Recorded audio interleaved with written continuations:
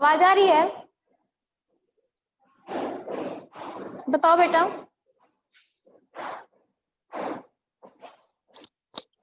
आ रही है मैम। क्या पढ़ोगे आज? आज क्या पढ़ना है हम लोग को? बताओ। वंशिका, पीयूष, शब्बीर, बताइए क्या पढ़ोगे आज?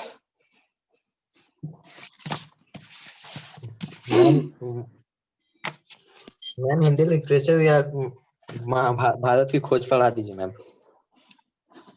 अच्छा, हिंदी लिटरेचर में कामचोर तक हो गया था ना हम लोग का चैप्टर। अब क्या पढ़ना था हम लोग को?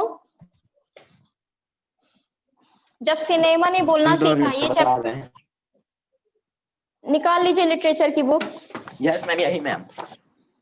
वंशिका, निकाल दिए मैम। आपने निकाला?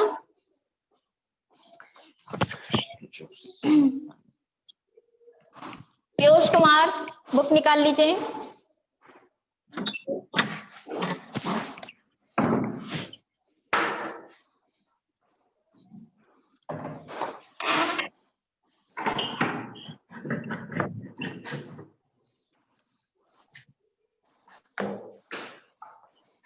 निकाल लिए आप लोग? बोलिए। Yes ma'am. चलिए चैप्टर स्टार्ट करते हैं। चैप्टर हम लोग का क्या है?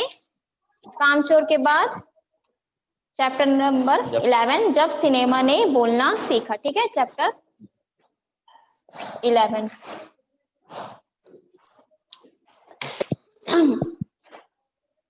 चलिए स्टार्ट करें। जब सिनेमा ने बोलना सीखा चैप्टर का नाम है। इसमें सिनेमा का मतलब होता है टीवी से मतलब है, पिक्चर हॉल से मतलब है। सिनेमा हॉल जानते हैं ना आप लोग? जानते हो कि नहीं? जहाँ पे हम लोग पिक्चर देखने जाते हैं उसे सिनेमा हॉल कहते हैं। और जो पिक्चर हम लोग देखते हैं जो वहां पे लगी रहती है उसे हम लोग सिनेमा बोलते हैं। तो पहले क्या होता था? पहले के घरों में टीवियां नहीं होती थी, तो वो लोग क्या करते थे? या तो सिनेमा में देखते थे या फिर एक वो होता था कि या फिर एक जगह टीवी रहती थी, वहां पे कई लोग इकट्ठा होके देखते थे। तो अब यहीं से स्टार्ट है कि कैसे सिनेमा हम लोग के लाइफ में आया। ठीक, वे सभी सजीव हैं, सांस ले रहे हैं, 100% बोल रहे हैं, 78 मुर्दा इंसान जिंदा हो गए, उनको बोलते बातें करते देखो। देश की पहली सवाक बोलती फिल्म आलम आरा। देश की पहली कौन सी थी बोलती फिल्म?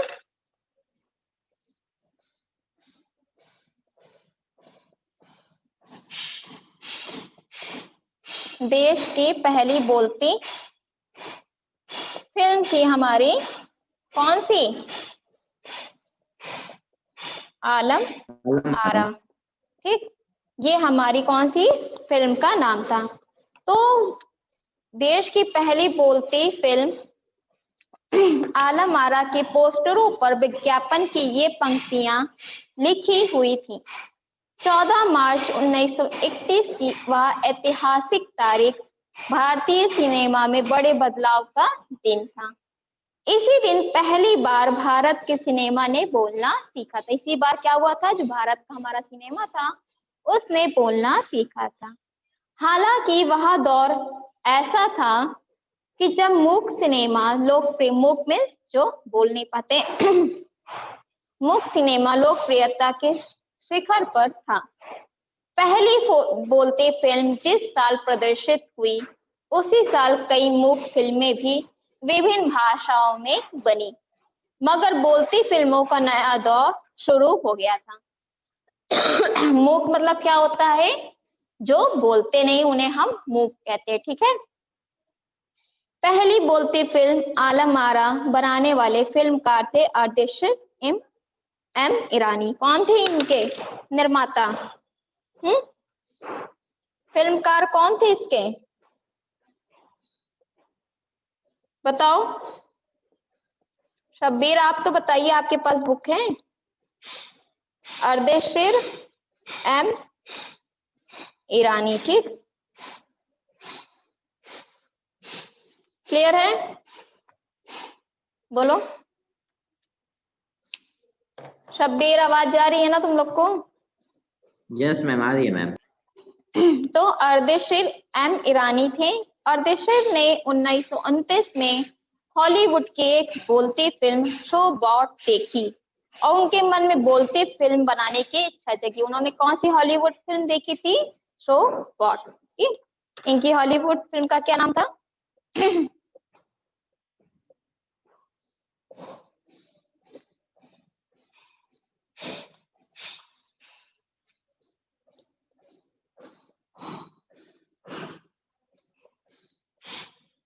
ठीक, देखिए उनके मन में बोलती फिल्म बनाने की इच्छा जगी। पारसी रंगमंच के लिए एक लोकप्रिय नाटक को आधार बनाकर उन्होंने अपने फिल्म की पटकथा बनाई। उन्होंने क्या किया, जब इन्होंने हॉलीवुड मूवी देखी तो इनके मन में क्या दिमाग में आया कि मैं क्यों ना बोलते फिल्म को बनाऊं। इस नाटक के कई गाने ज्यों के त्यों फिल्म में ले लिए गए। इस तरह के क्या हुआ कि गाने जो थे वो किसी ना किसी तरह ले लिए गए। एक इंटरव्यू में अर्देशीर ने उस वक्त कहा था, हमारे पास कोई संवाद लेखक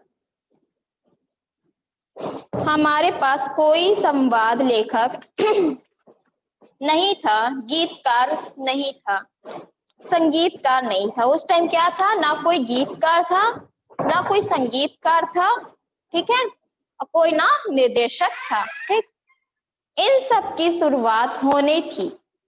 अर्देशीर ने फिल्म के गानों के लिए स्वयं की धुनें चुनी। उन्होंने क्या किया, स्वयं अपनी धुनें को चुना कि इस गाने में कौन सा गाना होगा, कौन सी धुन होगी। ठीक है, फिल्म के संगीत में महज 3 वाद्य, तबला, हारमोनियम और वायलिन का इस्तेमाल किया गया।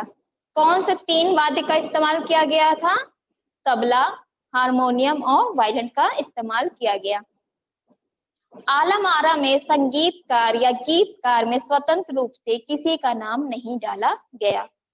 इस फिल्म में पहले पार्श्व गायक बने WM खान।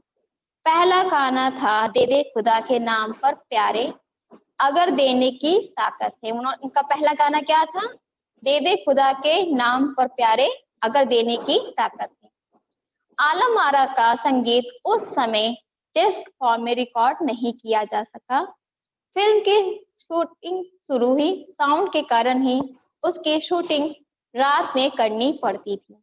मूक युग की अधिकतर फिल्मों को दिन के प्रकाश में शूट कर लिया जाता था, मगर आलम आरा की शूटिंग रात में होने के कारण इसमें कृत्रिम प्रकाश व्यवस्था करनी पड़ी। क्या होता था, इनकी फिल्मों को रिकॉर्ड नहीं किया जा सकता था क्योंकि इसमें साउंड के कारण इनकी शूटिंग रात में करनी पड़ती थी। जो मूक युग मतलब जो बिना बोलने वाला युग है, उसमें अधिकतर फिल्मों को दिन के प्रकाश में शूट कर लिया जाता था, मगर आलम आरा की जो शूटिंग थी रात में होने के कारण उसमें कृत्रिम प्रकाश व्यवस्था करनी पड़ी। यहीं से प्रकाश प्रणाली बनी जो आगे फिल्म निर्माण को जरूरी हिस्सा बनी। आलम आरा ने भविष्य के कई स्टारों और तकनीशियन को तो दिए ही, अर्देशीर की कंपनी तक ने भारतीय सिनेमा के लिए 150 से अधिक मूक और लगभग 100 सवा फिल्में बनाई। आलम आरा फिल्म अरबेनियन नाइट्स जैसी फैंटेसी थी। फिल्म ने हिंदी उर्दू के मेल वाली हिंदुस्तानी भाषा को लोकप्रिय बनाया। इसमें गीत, संगीत तथा नृत्य के अनोखे संयोजन थे। फिल्म की नायिका जुबेदा थी। फिल्म की कौन नायिका थी? जुबेदा थी। नायक थे विट्ठल। वे उस दौर के सर्वाधिक पारिश्रमिक पाने वाले स्टार थे। वो उस टाइम के कौन थे? बहुत ही सर्वाधिक पारिश्रमिक पाने वाले स्टार थे। उनके चयन को लेकर भी एक किस्सा काफी चर्चित है। उसके चयन का क्या था? एक किस्सा बहुत ही काफी चर्चित था। विट्ठल को उर्दू बोलने में मुश्किलें आती थी। जो विट्ठल था उसे मुश्किल आती थी किसमें? उर्दू बोलने में। पहले उनका बतौर नायक चयन किया गया, मगर इसी कमी के कारण उन्हें हटाकर उनकी जगह महबूब को नायक बना दिया गया। विट्ठल को क्या था? उन्हें उर्दू पढ़ने में, उर्दू बोलने में दिक्कतें होती थी, तो उन्होंने उनकी जगह हटा के किसे बनाया? महबूब को नायक बना दिया। विट्ठल नाराज हो गए और अपना हक पाने के लिए उन्होंने मुकदमा कर दिया। क्या हुआ, अब जब उसकी जगह कोई दूसरा आ गया तो विट्ठल, जाहिर सी बात है कोई भी दूसरा व्यक्ति आएगा तो इंसान नाराज हो जाएगा। तो उसने अपना हक पाने के लिए क्या किया, मुकदमा दर्ज किया। उस दौर में उनका मुकदमा मोहम्मद अली जिन्ना ने लड़ा। उस टाइम में उनका मुकदमा कौन लड़ रहे थे, मोहम्मद अली जिन्ना लड़ रहे थे, जो तब के मशहूर वकील हुआ करते। ये कौन थे, तब के बहुत ही मशहूर वकील हुआ करते थे। विट्ठल मुकदमा जीते और भारत की पहली बोलती फिल्म के नायक बने। विट्ठल क्या हुए, मुकदमा जीत गए और वो क्या बने, पहली फिल्म के नायक बन गए। उनकी कामयाबी आगे भी जारी रही। मराठी और हिंदी फिल्मों में वे लंबे समय तक नायक और स्टंटमैन के रूप में सक्रिय रहे। बहुत ही समय तक मराठी फिल्मों के वो नायक के रूप में बहुत ही प्रचलित थी। इसके अलावा आलम आरा में सोहरब नमोदी, पृथ्वीराज कपूर, याकूब और जगदीश सेठी जैसे अभिनेता भी मौजूद रहे, आगे चलकर जो फिल्म उद्योग के प्रमुख स्तंभ बने। यह फिल्म 14 मार्च 1931 को मुंबई के मैजेस्टिक सिनेमा में प्रदर्शित हुई। ये फिल्में कब प्रदर्शित हुई थी, 14 मार्च को 1931 को। फिल्म 8 सप्ताह तक हाउसफुल चली। फिल्म क्या हुई, 8 सप्ताह तक हाउसफुल चली और भीड़ इतनी उमड़ती थी कि फिल्म के लिए नियंत्रण करना मुश्किल हो जाया करता था। क्या था जो, या फिर 14 मार्च को 1931 को मुंबई के मैजेस्टिक सिनेमा में प्रदर्शित हुई थी। ये डेट आप लोगों को याद होनी चाहिए, ठीक है। फिल्म 8 सप्ताह तक हाउसफुल चली थी और भीड़ इतनी उमड़ती थी कि पुलिस के लिए नियंत्रण करना मुश्किल हो जाया करता था। समीक्षकों ने इसे भड़कीली फैंटेसी फिल्म करार दिया था, मगर दर्शकों के लिए यह फिल्म एक अनोखा अनुभव थी। यह फिल्म 10,000 फुट लंबी थी। यह फिल्म कैसी थी, 10,000 फुट तक लंबी थी और इसे 4 महीनों की कड़ी मेहनत से तैयार किया गया था। सवाक फिल्मों के लिए पौराणिक कथाओं, पारसी रंगमंच के नाटकों, अरबी प्रेम कथाओं के विषय के रूप में चुना गया। जो सवाक फिल्म थी उसे कैसे चुना गया था, पौराणिक कथाओं के रूप में पारसी रंगमंच के नाटकों, अरबी प्रेम कथाओं के विषय के रूप में चुना गया था। इसके अलावा कई सामाजिक विषयों वाली फिल्में भी बनी। ऐसे क्या हुआ, इसके अलावा कई सामाजिक के रूप में विषयों पर फिल्में भी बनी थी। ऐसी ही एक फिल्म थी खुदा की शान। ऐसी कौन सी फिल्म थी, खुदा की शान, जो दूसरी फिल्म बनी। इसमें एक किरदार महात्मा गांधी जैसा था। इसके कारण सवाक सिनेमा की ब्रिटिश प्रशासकों की तीखी नजर का सामना करना पड़ा। सवाक सिनेमा के नए दौर की शुरुआत कराने वाले निर्माता निर्देशक आदेशर इतने विनम्र थे कि जब 1956 में आलम आरा के प्रदर्शन के 25 वर्ष पूरे होने पर उन्हें सम्मानित किया गया। क्या हुआ था, 1956 में आलम आरा के जो प्रदर्शन के 25 वर्ष पूरे हुए थे उन्हें सम्मानित किया गया और उन्हें भारतीय सवाक फिल्मों का पिता कहा गया। तो उन्होंने उस मौके पर कहा था, मुझे इतना बड़ा खिताब देने की जरूरत नहीं है, मैंने तो देश के लिए अपने हिस्से की जरूरी योगदान दिया। उन्होंने क्या किया, जब उन्हें इस फिल्म के लिए खिताब दिया गया, पुरस्कार दिया गया, तो उन्होंने लेने से मना किया। क्यों मना किया था, उन्होंने कहा ये मेरे लिए जरूरी योगदान है। जब पहली बार सिनेमा ने बोलना सीख लिया, सिनेमा में काम करने लिए पढ़े लिखे अभिनेता अभिनेत्रियों की जरूरत भी शुरू हुई, क्योंकि अब संवाद भी बोलने थे। अब क्या थे, डायलॉग भी हमें बोलने थे। सिर्फ अभिनय से काम नहीं चलने वाला था, सिर्फ नाटक और रंगमंच पे काम करना नहीं था। मूक फिल्मों के दौर में तो पहलवान जैसे शरीर वाले, स्टंट करने वाले, उछल कूद करने वाले अभिनेताओं के से काम चल जाया करता था। अब उन्हें संवाद बोलना था, अब उन्हें क्या करना था, डायलॉग बोलना था और गायन की प्रतिभा की कदर भी उन्हें होने लगी थी। इसलिए आरम आरा के बाद आरंभिक सवाक दौर की फिल्मों में कई गायन अभिनेता बड़े पर्दे पर नजर आने लगे। हिंदी उर्दू भाषाओं का महत्व बढ़ा। सिनेमा में देह और तकनीक की भाषा की जगह जन प्रचलित बोलचाल की भाषाओं को दाखिला हुआ। सिनेमा ज्यादा देशी हुआ, एक तरह की नई आजादी थी जिससे आगे चलकर हमारे दैनिक और सार्वजनिक जीवन का प्रतिबिंब फिल्मों में बेहतर होकर उभरने लगा। अभिनेताओं अभिनेत्रियों की लोकप्रियता का असर उस दौर के दर्शकों पर भी खूब पड़ रहा था। माधुरी नाम की फिल्म में नायिका सुलोचना की हेयर स्टाइल उस दौर में औरतों में लोकप्रिय थी। क्या था कि माधुरी नाम की एक फिल्म थी जिसमें सुलोचना की जो हेयर स्टाइल थी, बाल का जो स्टाइल होता है, उस दौर में औरतों के लिए बहुत ही लोकप्रिय थी। औरतें अपनी केस सज्जा उसी तरह कर रही थी।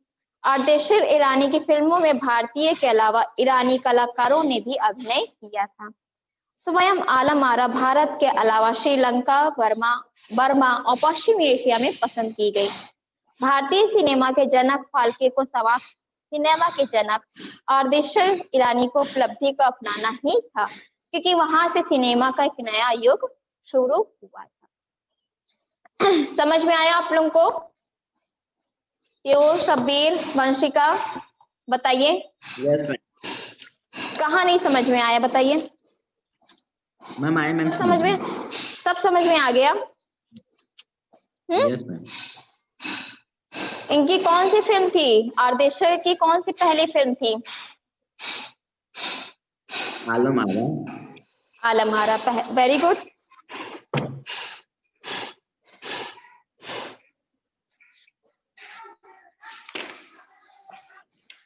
विट्ठल जो थे वो उनका चयन क्यों नहीं हुआ था? जो विट्ठल थे वो क्यों नहीं फिल्म में आ सके थे?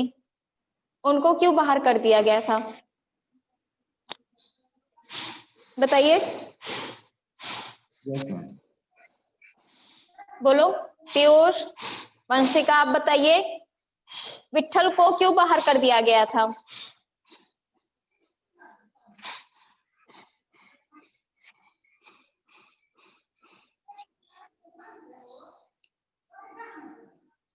नहीं पता? शब्बीर? आती थी, उर्दू बोलने में मुश्किल आती। हाँ, उनको क्या था, उर्दू वो नहीं बोल पाते थे तो उन्हें फिल्म से बाहर कर दिया गया था। उसकी जगह पे किसको रखा गया था? उसकी जगह पे महबूब को रखा गया था। ठीक है, समझ में आ रहा है? Yes ma'am. यहाँ फिल्म कब प्रदर्शित हुई थी? जो ये आलम आरा फिल्म थी वो किस सन में प्रदर्शित हुई थी?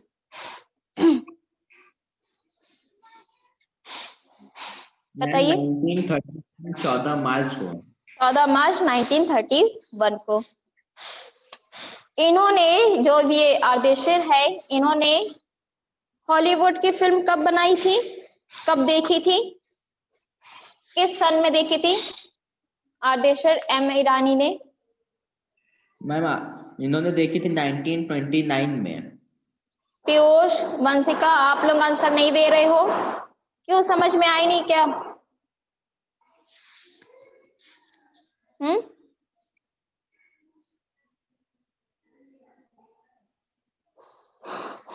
चलिए ठीक है, तो समझ में आया ये चैप्टर आप लोगों को अच्छे से? यस। चलिए, कोई कंफ्यूजन है आप लोगों को इसमें? शब्बीर, पीयूष, वंशिका, बताइए। तो एंड करें क्लास? Yes ma'am. कुछ पूछना है किसी में? मैम इसके क्वेश्चन आंसर हम लोग को खुद करने होंगे कि मैम आएगा पीडीएफ? आ जाएगा, हम भेज देंगे, कर लेना। ठीक है, ठीक है। चल ठीक है, बाय बच्चों। Thank you ma'am.